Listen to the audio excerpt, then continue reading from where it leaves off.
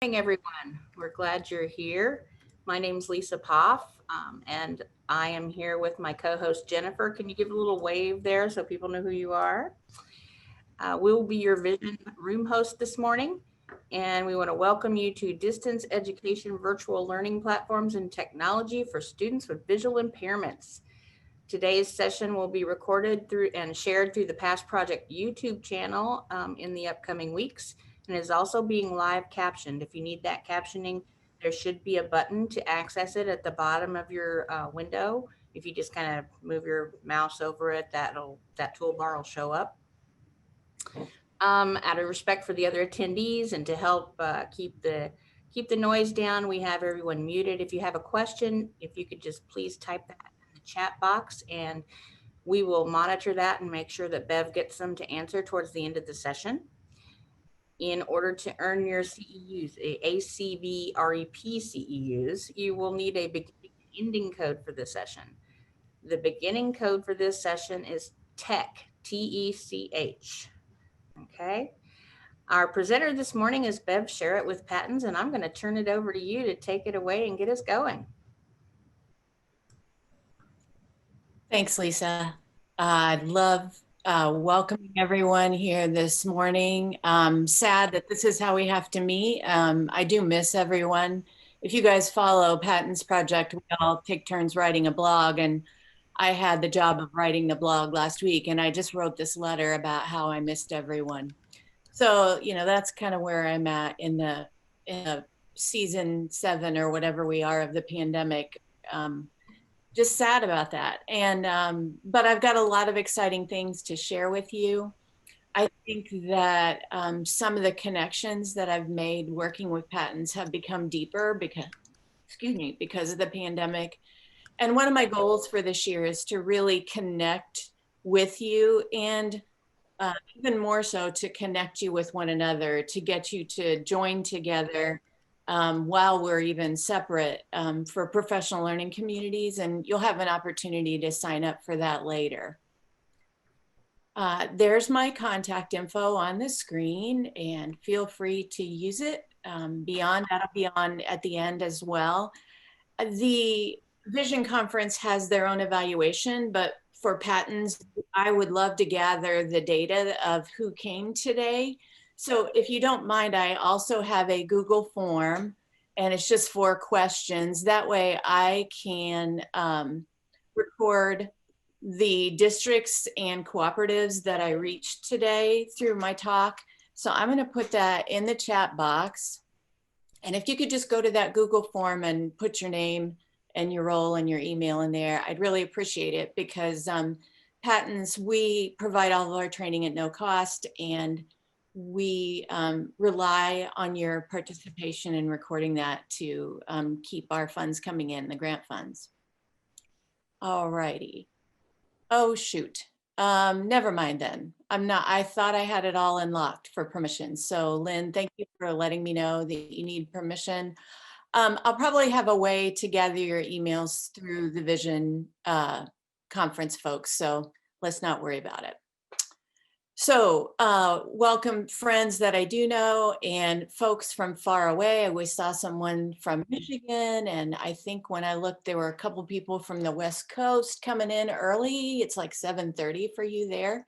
You guys are troopers. So I am a specialist for the state in blind, low vision, and accessible materials, and AT in the IEP. And I have a background in secondary science. I was going to be a biology teacher a long time ago. And then I became a blind, low vision teacher and an orientation and mobility specialist. And then 4 years ago, I joined the patents team as their specialist for blind and low vision. We have specialists in all of the disability areas. And then we also have specialty areas related to tech. So we have some Google specialists, we have some Microsoft specialists who double up on that. And we have 2 new specialists, and I want to introduce you to them, and they'll be jumping in at like 11:15, about halfway, so I can introduce you to them. I know that the description said Bev Sherritt and Patents panel, so those 2 other specialists are part of the panel that you'll get to meet. we do collaborate quite a bit, and it's been wonderful learning more. Like, for example, I collaborated with Jessica Conrad, who is our AAC specialist for patents. And we've done a lot of joint things about vision and communication. So whenever you access our services, you are accessing a whole team and wealth of knowledge, and we can collaborate to help you out. Right now, my kind of growing edge is learning about tactile tablets and tactile graphics so that those can be delivered at a distance. And I'll share more about that in one portion today. And then just a couple of personal things. I'm a foster mom of 2 teenage girls. One of them is doing an at-home learning. She's downstairs on her Chromebook right now. And then one is going in person. They are 14 and 15. And then I'm also a flower farmer. And that's kind of a side hustle that I do in the summer months. And we just had a frost about a week ago. So I'm ready to be full time, no more side hustle, lots of resting and knitting in addition to my patents work. Okay, and somebody that, Nan, what a great, well-timed question, asked what does patents stand for? And it is an Indiana resource network, and we promote achievement through technology and instruction for all students. And it is specifically for Indiana, not the whole USA, but we're glad to have you here. And for any of our online trainings, webinars that are promoted on our website, we do welcome folks from other states and countries. And that's been something about the pandemic and about being on Twitter that has been good. Because I've learned my professional learning network has really grown, and I've met a lot of folks from far away. We do, in addition to providing specific help for disability areas and platforms, one of our other missions is to promote universal designed access, or universally designed learning, UDL, and engagement and participation. So we do a lot of training in addition to the specifics to this broader, how do we create and sustain an equitable learning environment for every student? And boy, you know, learning curve for that is steep as well right now. So y'all are getting the start code. I see that in the chat. That's good. Welcome to all of you who have joined. So here are the services, and this page is mostly blue because all of these text underlines are hot links, and they'll get you to the different services that Patents does. And I did upload my presentation into Sched, and it is available. I did that earlier this morning. So if you checked yesterday, it wasn't there yet. And I also copied the link to Google Slides. When I uploaded it, it had to become a PowerPoint. So whichever platform you prefer there. And I won't go into every single one, but we do, for the pandemic, have special virtual office hours. So if you have a particular question related to distance instruction, we have those set up for that. We have an assistive technology lending library, and I'll talk about that. That's for our Indiana stakeholders, so that you can try technology before your district may be purchasing it. I would love it if you are a Twitter user, or if you become a Twitter user because of this, to join our Tuesday evening Twitter chats. Patents does a chat every week about a topic, and we have a hashtag and a lovely discussion for a half hour on Tuesday nights. Please check out all of those links and use this presentation as a resource. All right, so agenda for today, I want to talk about engagement for a little bit and the brain. It was great. Daniel talked about the brain, and I'm going to talk about the brain some too during engagement. And then we're going to look at some strategies and also some apps and extensions that you can use for distance learning. Then we'll take questions, and you guys will have time to do the evaluation for the vision folks. I'm going to toss a lot at you. And again, I'm going to have a lot of links on these slides. So if you want to get more in depth, there's a couple things you can go to the links and learn more from those.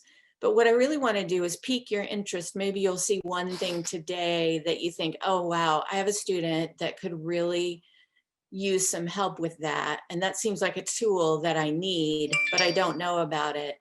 And I hope you contact me, because I love setting up a time one-on-one, or if it's more than one of you that have the same need, bringing you together on Zoom and working on that together.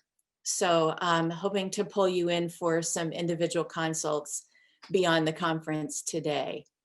As part of Universal Design for Learning, I want to give you an opportunity. You do have the chat box to ask a question, but if you have an idea or an aha moment during this, or want to share a question to the whole group, you can go to what is called a Padlet. And I will also put this link address into the chat box. And if you go there, I'll go there for a second. It's a blank bulletin board, basically. And you can just hit the plus button down in the bottom and type something on here.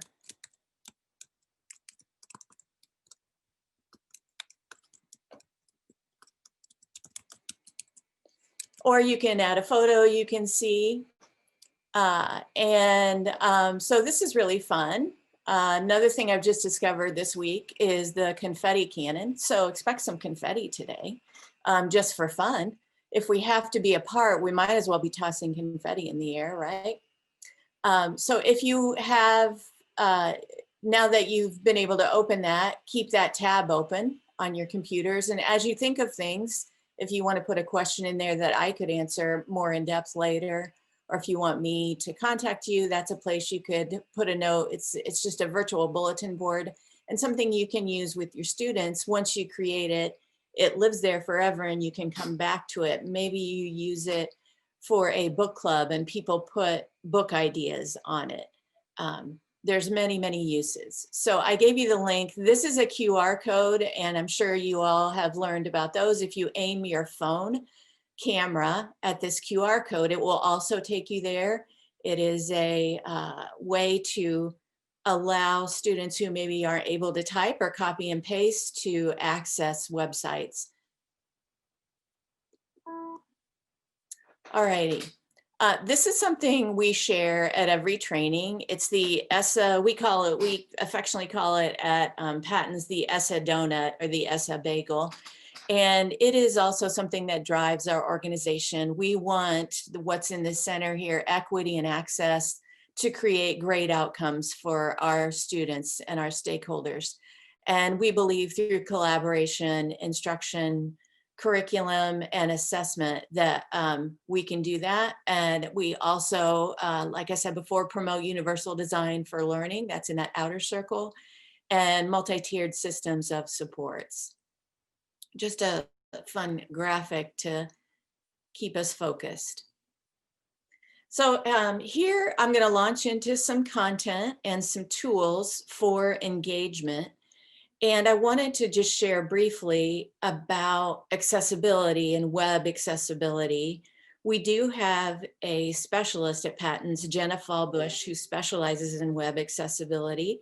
So if you have really, really specific questions, you can contact her. All of our specialist contact info is on our website. But I wanted to show you some that I think would be helpful to you. This wave evaluation tool is a Google extension. So if you're on Chrome, you can add as an extension. And what you can do is, if you are on a website, you can click the extension and it will tell you if it is accessible. For example, if the images are described, or if the outline and heading structure is preserved, so that if you have a student using a screen reader, JAWS or NVDA or VoiceOver, you can use this to evaluate a website in advance. The laws are making it stricter for folks doing web design, so it is getting better, but I'm sure you've all come up against websites that are not very accessible for your students. And this is a way maybe to avoid those in advance or find an alternative to them if a teacher's directing them to one that might be inaccessible. You want to do, if you are working with teams of teachers who are sending out documents and creating text for your students with blindness and low vision, you want to train them in quick accessibility things like image description. So if you are on a Google Doc or on a Google slideshow, all you do is right click on a image if they're using a picture or a graphic, and one of the options you'll pull up is alt text. And you click on alt text and then you do a quick type description so that when a student with blindness is navigating the website and they don't, instead of just getting a blank image, that's all you get if there's no image description. If you are using this slideshow with a screen reader and you come up against this graphic, this W logo for the wave evaluation tool, it'll tell you it is a logo for the wave evaluation tool with a white W on a blue background.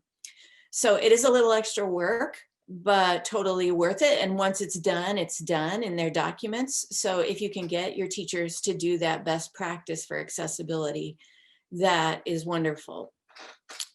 So Grackle Docs is another tool that you can, I believe it is software actually that you would purchase.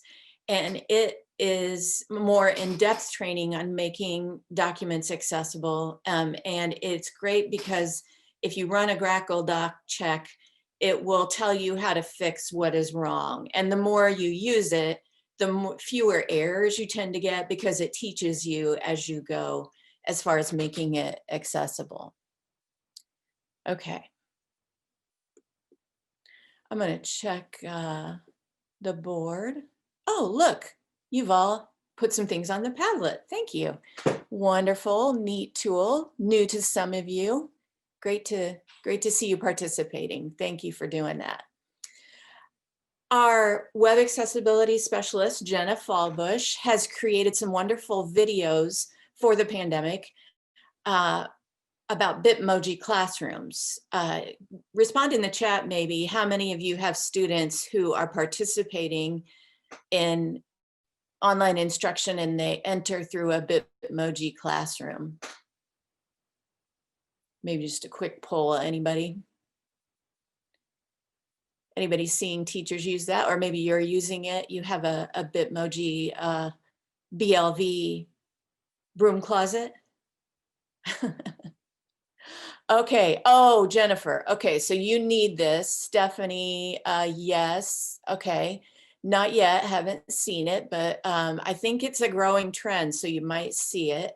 So Jennifer, definitely you need it. Oh, and your child, okay, several, okay, few, okay.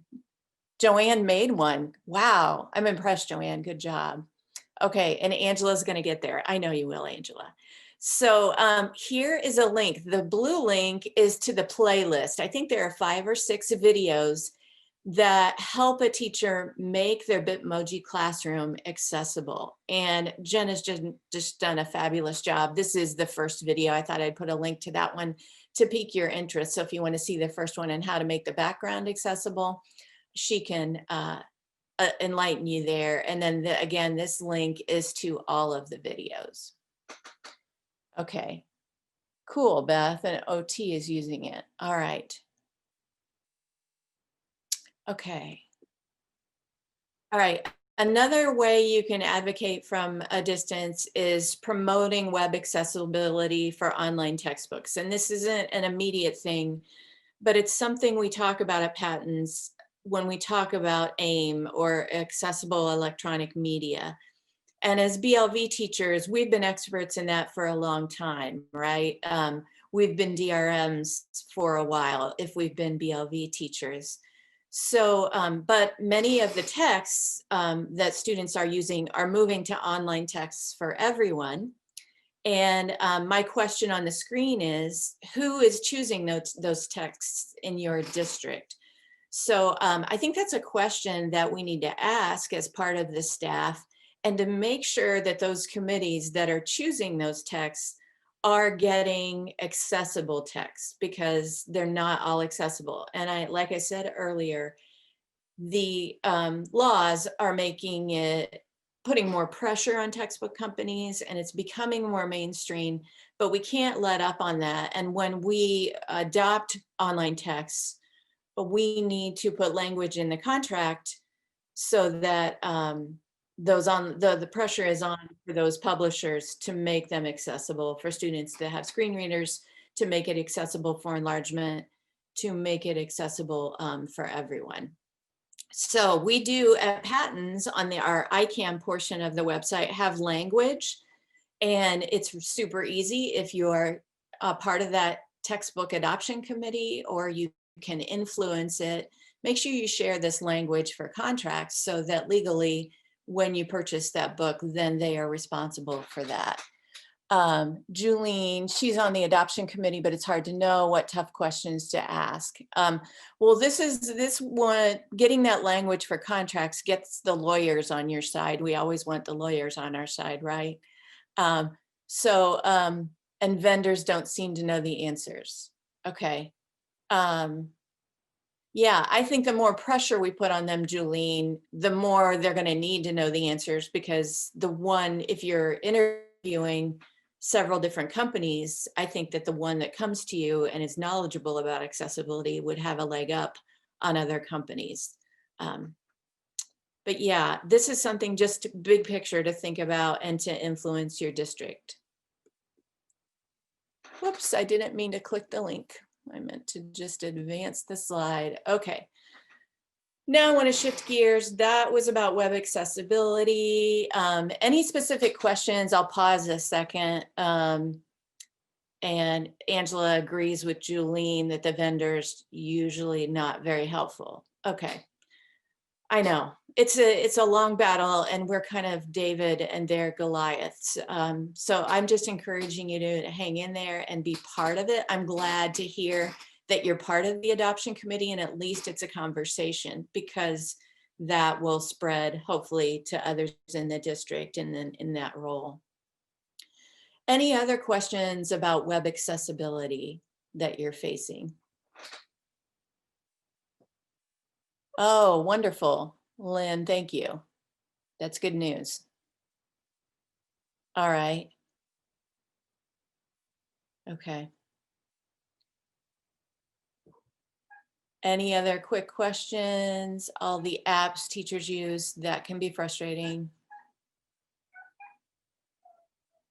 If they're kind of new and maybe a smaller company and they don't have maybe a team of developers that do the accessibility, definitely tough. Okay, so I'm going to move on to engaging with parents. And I think we, as in our professional realm, working one-on-one with students, we tend to also do a good job with engaging parents. But I think with this new challenge that we're facing this year, it's an opportunity to even develop deeper relationships with parents. And I just want to talk about that a little bit. And some of you said that you have kiddos in school, so your parents, maybe you feel the frustration in this GIF. And maybe you're that parent, or maybe you're a parent and the teacher. And I just want to take a second and just acknowledge how hard it is right now with this GIF, that this is our reality right now. Keeping on top of maybe a combination of districts, if you are a BLV teacher that works with more than one district, and maybe they're doing different options. Our district that our foster daughters go to have multiple options, and then also multiple scenarios, and things can change on a dime. And it feels like this, as a parent and as a teacher, dealing with all the different tools and things that are thrown at us each day.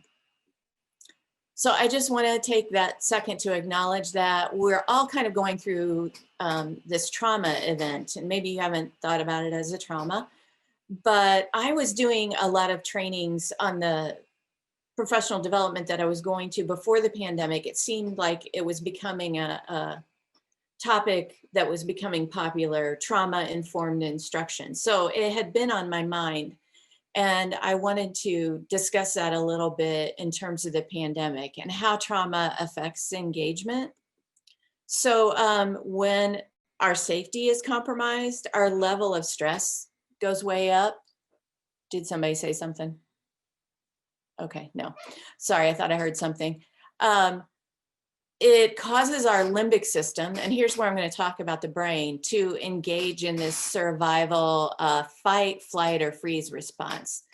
So this guy just trying to throw something away has the cat jumping out. And I feel like the pandemic and just 2020 in general, we're all just a little bit on edge because so many cats keep jumping out at us. Anybody else feel like that? That maybe your limbic system is a little bit overactive, that you're, when you wake up each morning, you're like, okay, what new thing am I going to have to face today? And just kind of tensing up and bracing yourself for that next cat jumping out of the trash can. It's very hard. Research on learning has shown to have the parts of the brain firing so that true learning can happen when we don't feel safe, when our amygdala, which is where our limbic system is overactive. So I have another slide that kind of talks about engagement in the brain. So this green part is that amygdala part. And in order to get any learning, you kind of have to get through that door, knock, knock. I need to get through there to get to learning. And it's the gateway. And in order to build relationships, build trust, and gain respect, it's just not going to happen if our amygdalas are hijacked. So keeping that in mind when we're working with students and when we're working with parents, they're also dealing with the cats jumping out at them every single day. And I think if we are able to view others and view ourselves as someone who is going through this trauma, then we can be a little more gracious with one another, even amidst the stress. But I think the silver lining is that what we build now during this hard time is going to bring huge benefits. It's like since we're all going through the same thing together, it has the ability to bind us together. Maybe you've done that, like gone on a vacation with another family and things went wrong, and they're the closest friends that you'll ever have because you have that shared hard experience, right? So we are all going through the shared hard experience, and it can bring huge benefits for the future and building that strong parent-teacher culture. And I will put on the Padlet some research I found about the strong parent-teacher culture, because I did some research, and learning outcomes always improve when parent-teacher relationships are strong. So it's one thing we can definitely build upon to get better learning outcomes for our kids. If we can get our parents engaged in their learning, that's going to help our outcomes. So here's my flower farmer graphic. The benefit of those investments are going to reap rewards. You're going to see lots of seeds growing into wonderful, big outcomes. A tool that I want to offer you is just to remind you about how to be a good listener. And it sounds kind of silly and maybe even oversimplified, but I've seen the power of listening. And I think with parents going through this time and having the cats, knowing that the cats are jumping out at them, if you can listen a little bit more and a little bit better, I think that's one tool that we can use to improve engagement. So I'm just going to remind you quickly of the 5 great steps to listening, giving it your complete concentration. And I think this is difficult. It goes along with number 2. If you can release what is on your mind, which is super hard. Our minds want to put forth what we know and what we want to say. And a lot of times when we're listening, we are refining our next thought on what we want to say, and maybe not quite listening to or not completely concentrating on what the other person says. So it involves kind of denying our ego for step 2 and releasing what's on your mind in order to completely concentrate and do that step 1 on what they're saying. Step 3 is so powerful. And I did not believe this, like when I first learned this, but I thought, well, I'll try it.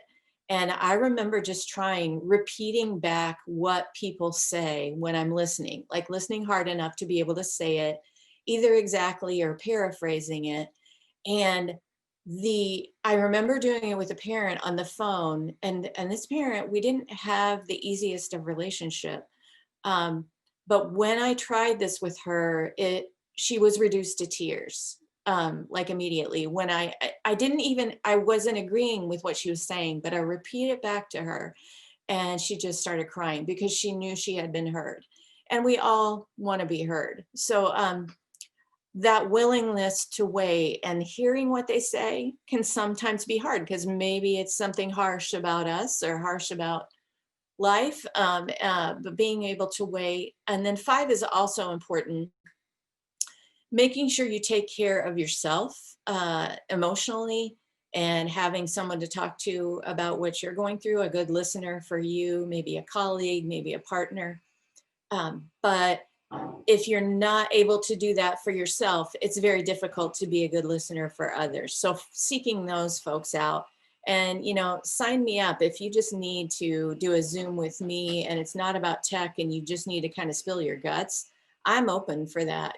Contact me, call me, email me. I'm here for you. Okay, I'm offering you this email tool because we're doing a lot of emailing to parents. And if you want to copy and paste this, you're welcome to borrow it. And this is just a listening template response. Thanks for checking in with me about Johnny. And then this next sentence is really crucial. Maybe type what you'd like to say about you and your effort. I'm trying so hard. I brought things to your house. I am learning new things at conferences, but I feel super underappreciated. And then just deleting it. So that's a way for you to kind of get it out therapeutically, writing it. And then offering what I heard you saying, there's that active listening, and reflect what they said to you, even if it's hard, even if you think it's untrue. I think this can be very powerful. And then acknowledging that it's hard, and then acknowledging that you're both on the same team, that you really want you both want good outcomes. And I'm just wondering if we could do this more, even in email, on the phone, or whatever, text, how our relationships would deepen with parents if we can really listen to one another. And it may be that we are the only ones who really listen and they don't, but hopefully that is a seed, again, that is planted, that's going to reap some benefits later. So that self-care is so important, and I want us to take care of ourselves. We're about a third of the way through, and I want us to take a break. But right before we take a break, a couple of things I do for self-care, ice cream, definitely. Try to do yoga. I've failed miserably in the last couple of weeks, so I really need to get back on the yoga bandwagon. That helps me to keep my body calm, to keep my mind calm, and to be ready for those cats jumping out of the trash can. And then I'm going to share with you a video of one of my favorite people on Instagram. Her name's Tabitha Brown.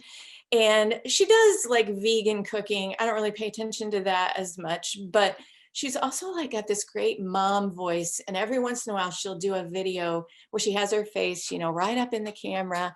And she's just telling you it's going to be okay. And it's very soothing. So, maybe take a deep breath, close your eyes, and listen to Tabitha tell you it's going to be okay. Hello there. Good evening. Time for a little one-on-one with me and you. Okay. Are you listening? You stop being so hard on yourself.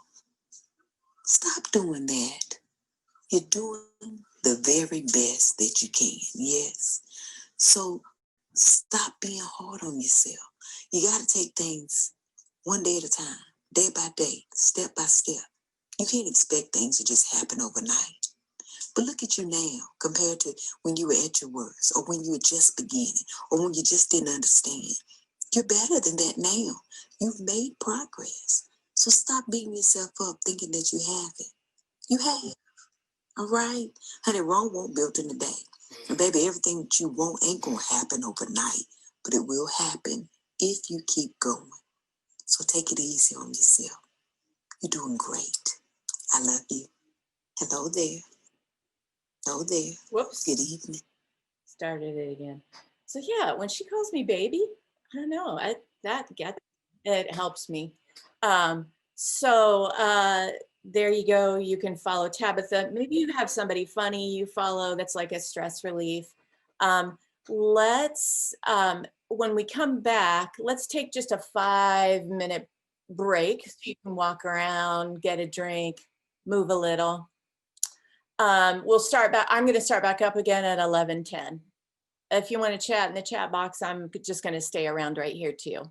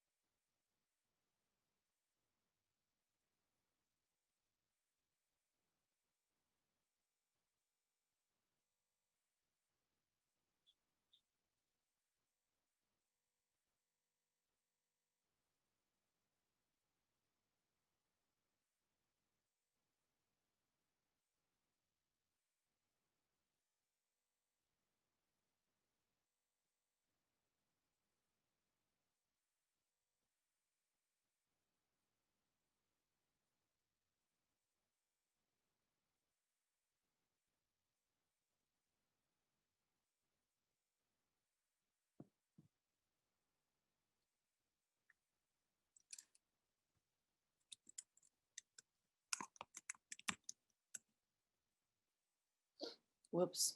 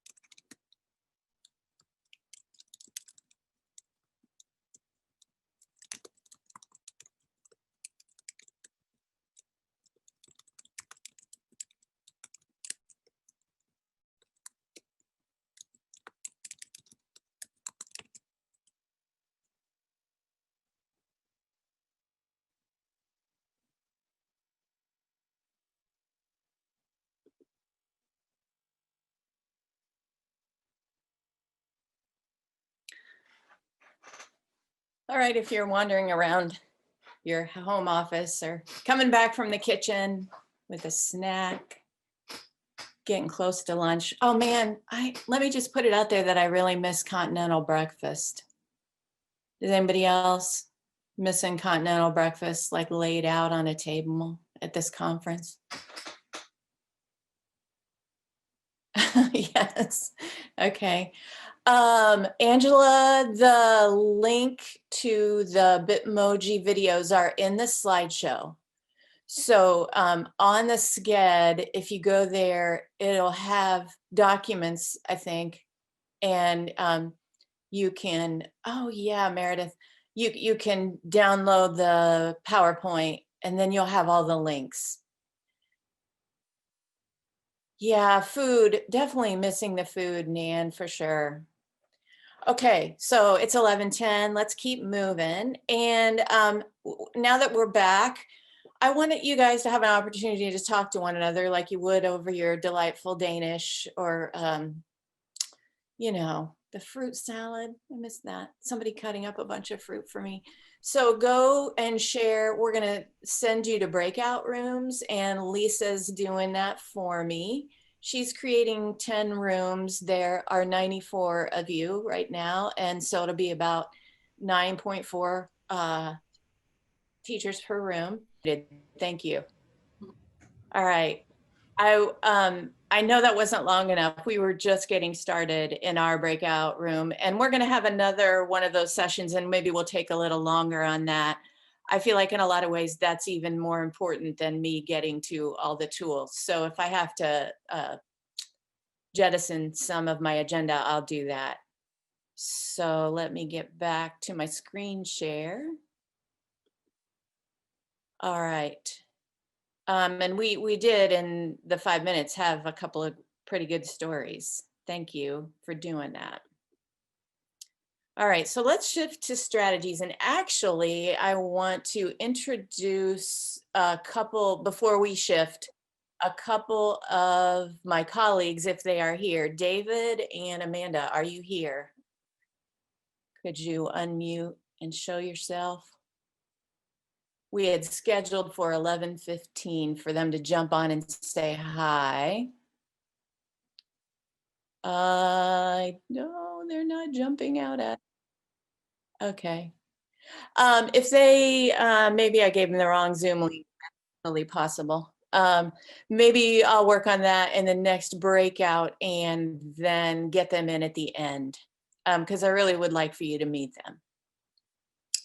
All right, so moving on to strategies. And so we're all probably, if there's online instruction, and even prior to this, are dealing with learning platforms. And the three that I found are the most accessible, and maybe you're not fortunate enough to have any of these, but Canvas and Moodle, along with Google Classroom, seem to be the most vigilant in making things accessible, or making a way for you to make things accessible. And you can see, we have a couple of Google Classroom experts, and one of the folks I want to introduce to you, Amanda Crecelius, our newest specialist, is a Google Classroom certified instructor. So she can help you with that. And then Canvas, I have a hot link here, and there are strategies for making them accessible on both of these links for Canvas and Moodle. So those are resources I'm providing for you. And if you need to muddle through a specific issue on it, again, that's something you can call me about, and I'll probably call Amanda and have her help me with it. All right, so accessing online media, AFB has a wonderful list for video conferencing platforms, Zoom, Microsoft Teams, Hangout, etc. It has all the platforms, and it has the shortcuts, keyboard shortcuts for students who are using screen readers, and how they can access those platforms. I was, of course, always impressed with Daniel and his ability totally to navigate, but those are, you're able to navigate those with the screen reader. And if you need those shortcuts, there's the link for that. And then let's look at strategies and tools for language and books. Sources for books, of course, we're all aware in Indiana of the ICAM, and that is our place for those of you who are out of state. It's the Indiana Center for Accessible Materials. So if we do have a student that has an IEP that mentions that they need accessible materials, forgot to mute my phone, whoops. Then this is the Center for DRMs to log in and order accessible textbooks, whether it be in Braille or an electronic format, or any other tactographic needs that you have, you can access through the ICAM. And there's a link to them. They're part of the Patents project actually on our website. We have been switching from Learning Ally to the ICAM to Mac and Via. And I have learned that some districts already have Mac and Via subscriptions on their own. It's an online library for digital text, audio, human voice text. So because we had to leave Learning Ally for cost reasons, we are launching Mac and Via. And the ICAM staff is working with some of you out there, I know already, on trialing some downloads. So they're almost ready to launch it out to everyone. And all right, so if you need help with that, that is new, and that's something that our ICAM can help train you on, the new Mac and Via system.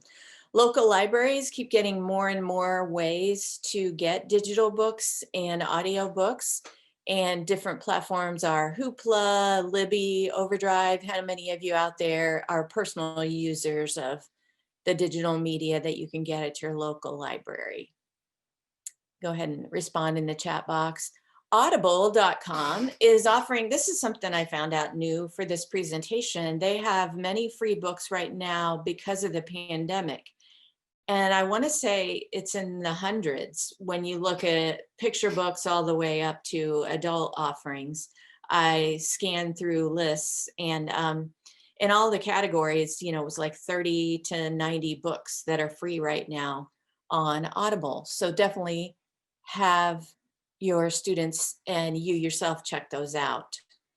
I do a complete webinar on electronic media for elementary students, and I'm posting that tomorrow. It is after the Vision Conference is over, and you probably will be conferenced out by that time, but if you want to attend, I put a link to it there. And I offer that about every 6 weeks. It's popular with folks more and more because of the initiative for getting electronic materials to students with dyslexia and the push to include those in students who need accessible materials. So I get a wide variety of folks at that webinar called Engaging Elementary Learners with Electronic Books. And like I said, the link right there is there to register for that. And we go in depth in that training. And if you want a personal training on this, happy to do it, on where to get books like these sources, and also how to make some books for your student, electronic books. And for all different levels, students with complex bodies, switch use, trying to get literacy as a focus for all students is definitely something Patents is interested in this at this point in time. So math tools, I also do a training on Desmos, and Desmos is a tool. It has multiple tools. It has 3 kinds of calculators you can access at no cost online: a standard calculator, a scientific calculator, and a graphing calculator.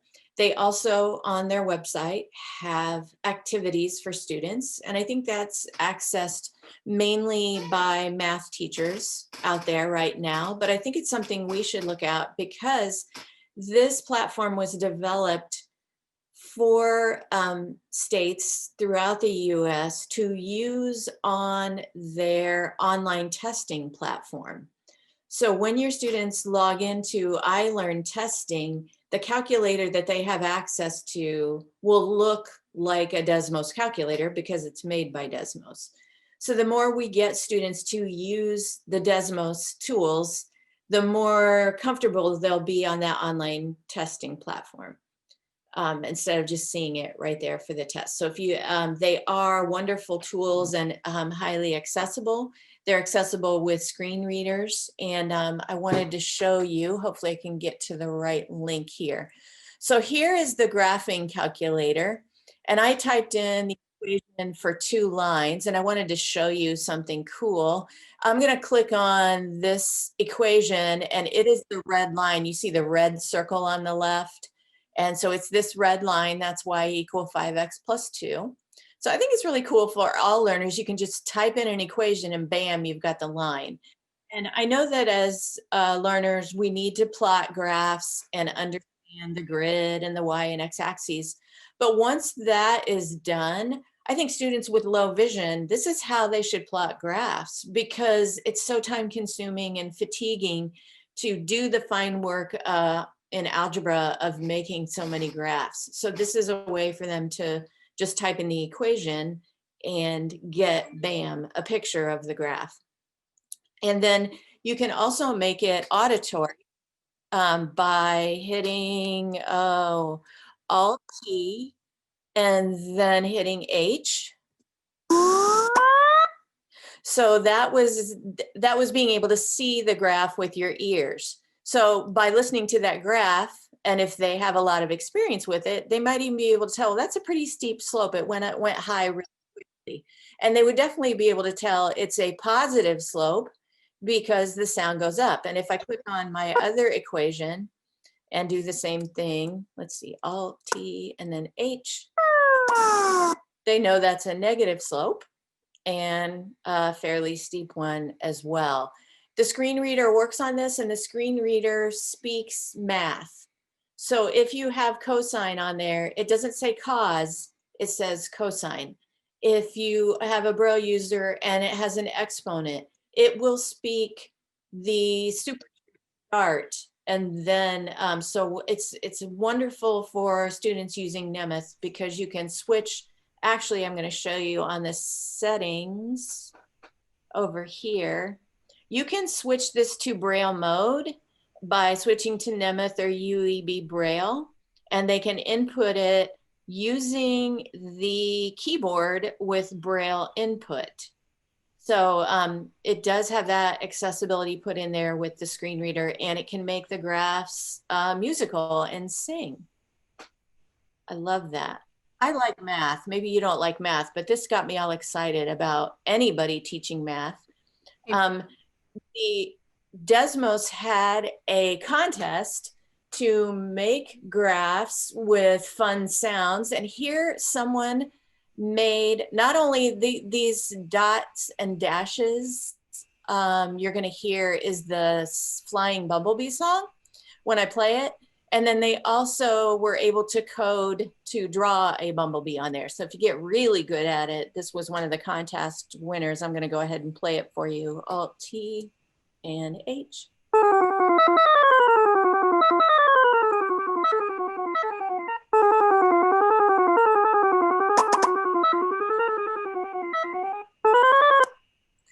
So I don't know, I thought that is amazing. And if you have students who are interested in music, they can make graphs and turn them into songs, or take a song and try to graph it. I thought, what a cool project. Hey, Yes, Lisa?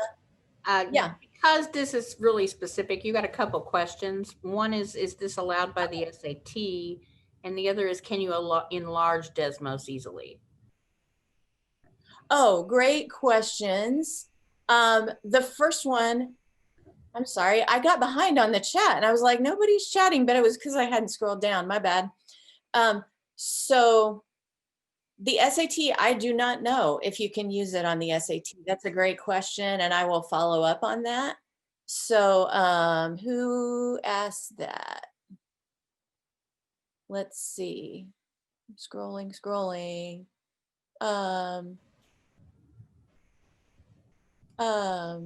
Japanese. Whitaker. Okay. I can't remember. Yeah. If you could follow up with me, Stephanie, email me, and that maybe I can put it out on the VI listserv in Indiana to find that out. And then the enlargement, let me show you in settings. You can make projector mode so that it is bigger and bolder. And then you can also do reverse contrast. So those are the two visual settings. And then you can zoom in and out on the graph, so that if you needed to, those fine lines are kind of hard to see. If you needed to zoom in, you could switch your focus there. So that is a yes on that. All right, so let me get back to this. And I showed you the demo. Desmos, if you want specifics on that, I think it's a great tool. Another strategy or tool for math and science for the STEM things that you're being asked to do.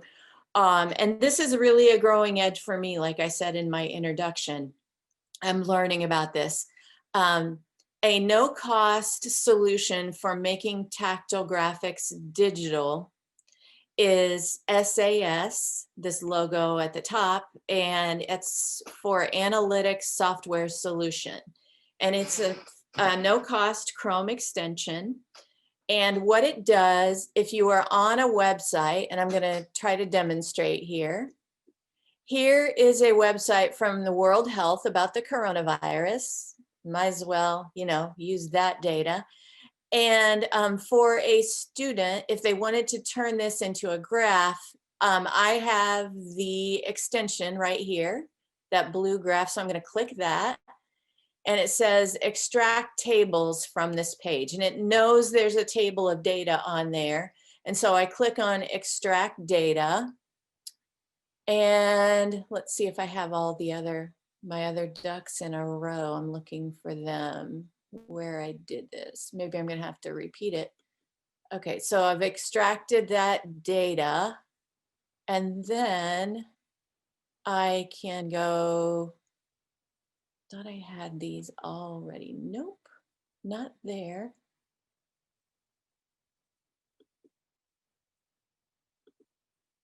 Go to options. All right, so now I can go to, I'm going to leave the options on the default. And I'm going to go maybe to laboratory. Nope. I thought I had this all ready for y'all. Let's see. And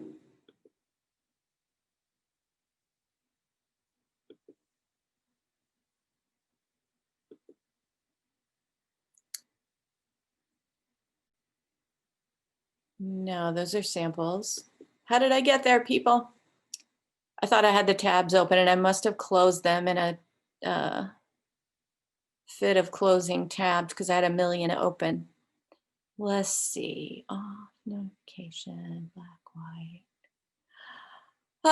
So I'm not seeing it and I don't want to spend a ton of time looking. I apologize. I thought I had the tabs open and I figured it all out. So maybe I need to do a video about this. I'm coming up for a Patents TV video and I can create a video so you all know how to do this. But it really wasn't hard. I think I figured it out in about 15, 20 minutes. But now that I'm under the gun with 94 of you watching, it's just not going to happen. What you can do is take that data table and turn it into 4 different kinds of graphs, like a bar graph, a histogram, a pie chart.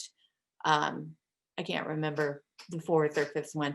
But I turned it quickly into a bar chart and then I was able to arrow through it and you could hear the data as a sound, just like on Desmos, where the tones went up as I went through each country and their numbers on Corona. And the tones, for the very low numbers were very low tones. And then when it shot up at the end for the countries that aren't doing so well, it was the very high tones. So obviously auditory recognition for that. So that's a way to sonify graphs, and I'm super excited about that. And then there is software you can purchase to not only make graphs talk to you, like that on a tablet. This Vital Education software works with a teacher getting a graph from, say, a geometry or algebra teacher, and the teacher knowing how to use the software to add, just like on the analytics software, I'm going to make this into something that talks, but you can also add vibration on it. So with Droid tablets, certain models have vibration. And as you follow the graph, when it ends, it'll give you a blip, auditory, and a certain vibration. So not only are they sonified or added sound, they have the vibration added. This costs, it's like an individual membership, I think is somewhere between $200 and $400 for a kiddo. But when you think about a student taking high school math and maybe hiring a transcriber just to deal with that, you being able to do it quickly could really reduce your costs, rather than brailing multiple diagrams every day that a student might need for a geometry class. They've given me a trial for the software. At Patents, we typically don't loan out software, but they've given me a trial, and you can get a 1-month free trial if you would like to try this. You do have to have the Droid tablet to give to your student, so that after you do the tweaking to the diagram or graph, then you just assign it to that student and it automatically shows up on the app, the Vital Education app, and they can open it each day and look at their graphs for the day. And I can help you train on that as well, because I've played with it and know how to do that. All right, so now we're at 11:40. Let's take another quick break. And I am going to show you another great thing that I found on Desmos that is a check-in screen. So let's see if we can do this.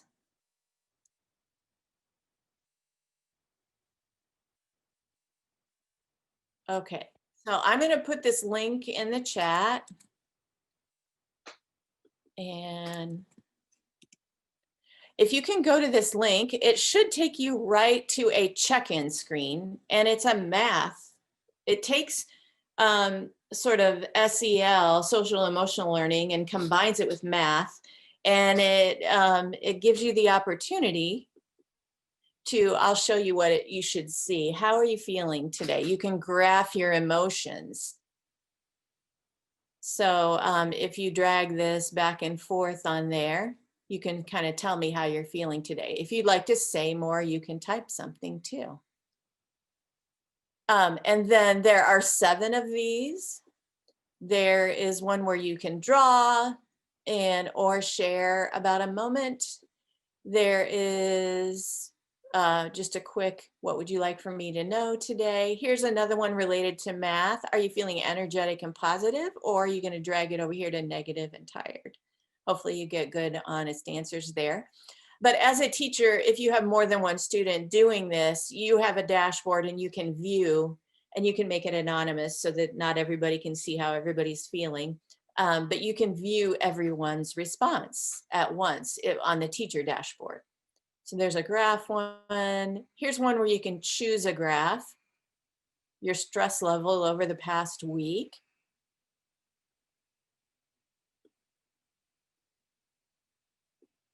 Okay, I'm back to the chat. I was really, okay.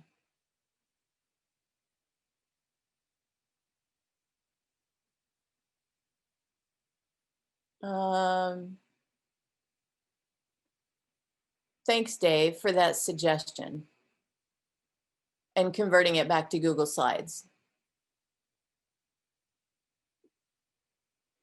So these are the check-in screens. Hopefully you're trying some of that.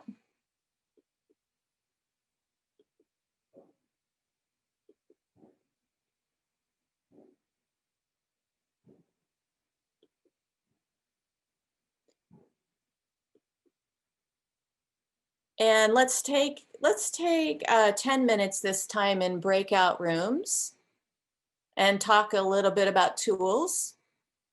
And Lisa, Probably you'll get mixed up with different folks this time. We're doing it randomly, maybe meet a new friend. So if Lisa, you could send everybody to those 10 rooms again.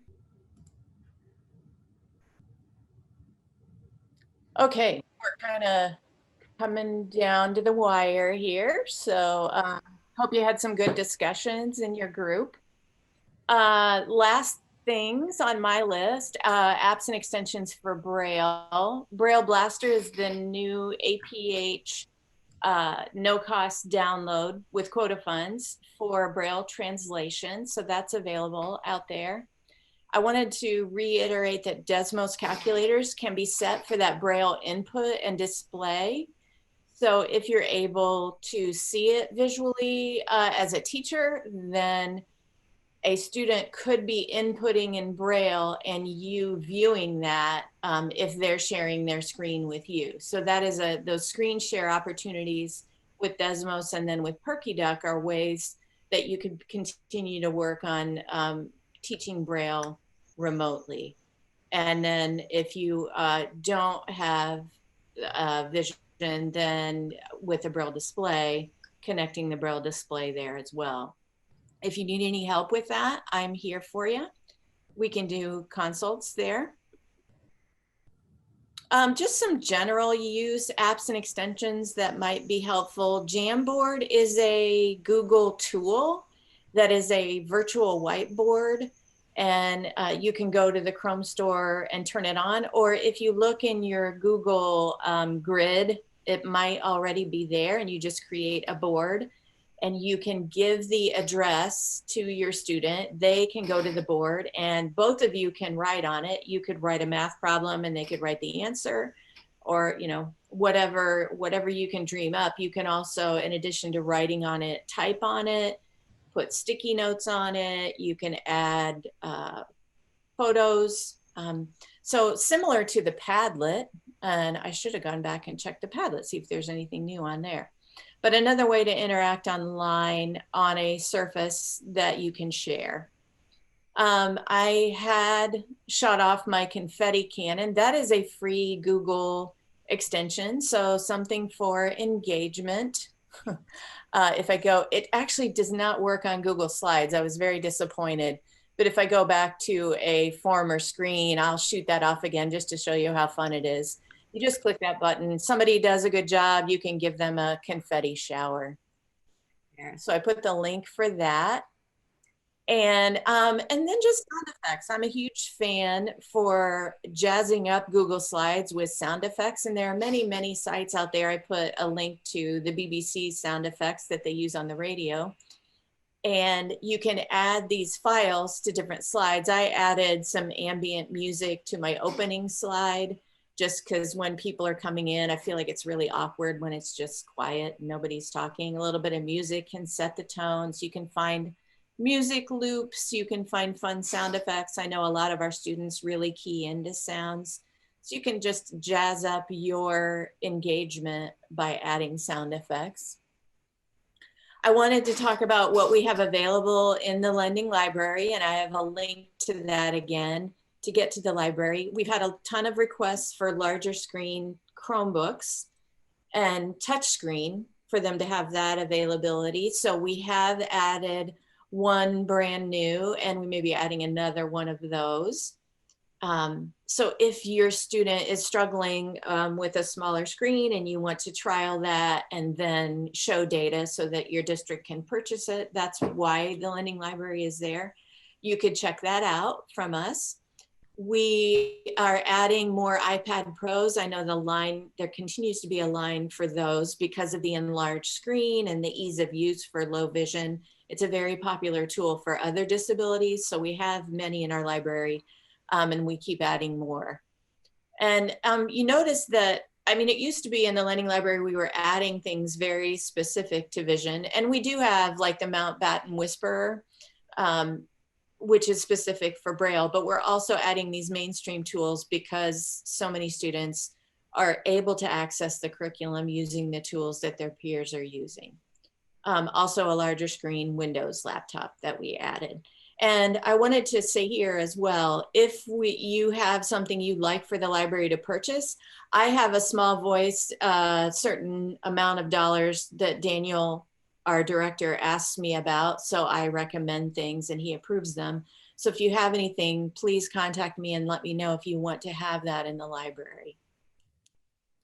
The new Braille displays on APH Quota, the Mantis and Chameleon, I'm excited about those. And I feel like I definitely can give you a training on the Orbit or Refresh a Braille, and I'll be acquiring these devices as well so that I can do specific trainings for the Mantis and Chameleon. And then the embossers, I think I heard, are on back order, Page Blaster and Pix Blaster, but those are coming out and very exciting for students who can self-determine and have those in their home. Running out of time. And then finally, I just want to encourage you to transform your practice by making more connections. And I have about 27 of you participating in professional learning groups right now. And you're telling me wonderful stories. This is a video and I'm going to encourage you to watch that later. I had one third-grade girl I did a consult on who was learning JAWS and the Braille Note Touch. And then a week later, it was another third-grade girl in another part of the state. And so we've connected those two girls. And this is a video of one of the girls teaching the other one how to do a certain task on JAWS. So super cool connections can be made if you join this group. And I will put the link for you to fill out if you'd like to join a professional learning community. Please fill out that Google form and I will send you an email reminder for when we're meeting. I know that meeting right now is hard and getting away from your caseload because there are no subs for us usually anyway. And now during the pandemic, districts are strapped for subs. But if you can get away, I offer a lot of different time slots, then you can meet with other teachers. And I think the teachers that have been coming have done a wonderful job in teaching each other, teaching me, and sharing new ideas. So I just want to encourage you to be amazing with each other.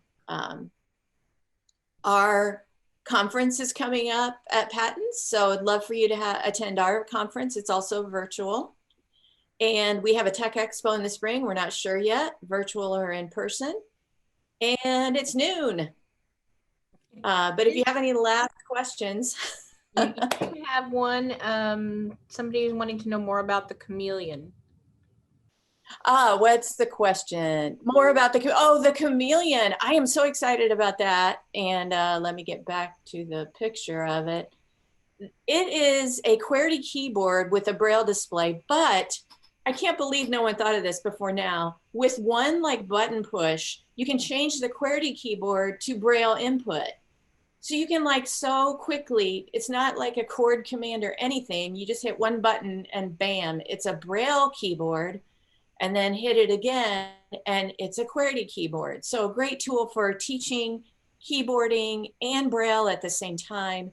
And then I think it has, I want to say 30 cells. I'm not sure on that. If somebody knows for sure, I think it has a 30 cell display. So it's a little bit bigger than the Quota Orbit that has 20 cells. Thank you for that. Also asking if that's available for lending or order through ICAM. I believe I did touch base with Leslie and she said, yes, those are available through Quota. So you can order those. It's the Blaster, the Page and Pix Blaster that are still on back order. But I think she does have some of the Mantis and Chameleons available. Okay, that looks like it. Thank you so much, Bev. Okay, well, I hope I hear from you guys. Squeezed it all in.